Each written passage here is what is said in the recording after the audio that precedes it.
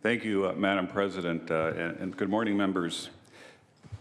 Educational programs over the years have been very successful in reducing people's smoking in the United States. In 1965, 42.5% of adults smoked compared to 19% in 2011. In 1997, 36.4% of teenagers smoked compared to 18% in 2011.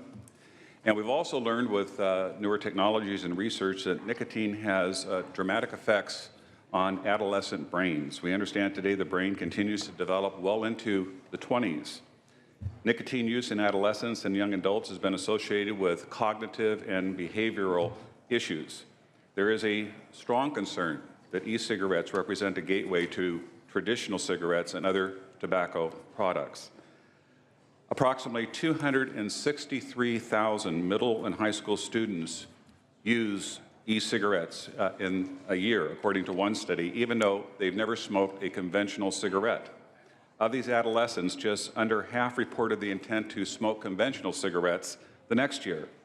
From 2011 to 2014, the percentage of 12th grade students who ever use e-cigarettes increased from 4.7 to almost 17.5%. For the first time, more teenagers use e-cigarettes than cigarettes. E-cigarettes, as you know, are entirely unregulated by the FDA, although the FDA is looking to regulate them. Because of this, there are no safety checks as to what can or cannot be included in the formulas that go into e-cigarettes. Initial lab tests conducted by the FDA in 2009 found detectable levels of cancer-causing chemicals, including ethylene glycol, commonly known as antifreeze. And other studies found that the aerosol from e-cigs with larger voltage levels contain other cancer-containing items such as formaldehyde, nitrosamines, and yes, even benzene. What about the safety of secondhand vapor that has never been studied? That's something the FDA will have to continue to investigate. There's been no peer-reviewed studies that have been published that have proven that e-cigarettes help people that are addicted to nicotine to wean themselves off traditional cigarettes, although we heard many speakers say that they're helpful in that endeavor. Adam Leventhal, the director of USC Health, Emotion, and Addiction Laboratory, says e-cigarettes may be drawing a new generation of teens into recreational nicotine because they are high-tech, they can be purchased somewhat easily, come in enticing flavors and scents, and have a perception that they're not harmful.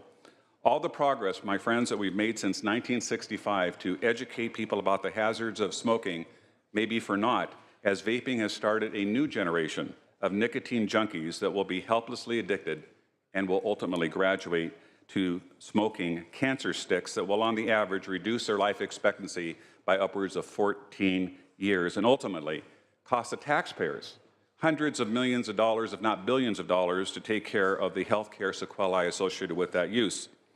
The health hazards of nicotine are known and are undisputable. The safety of vaporizing and inhaling solvents like glycerin, ethylene glycol, and flavors has not been determined. One thing that I strongly support in this bill is that all the containers containing liquid nicotine will now have child-proof caps.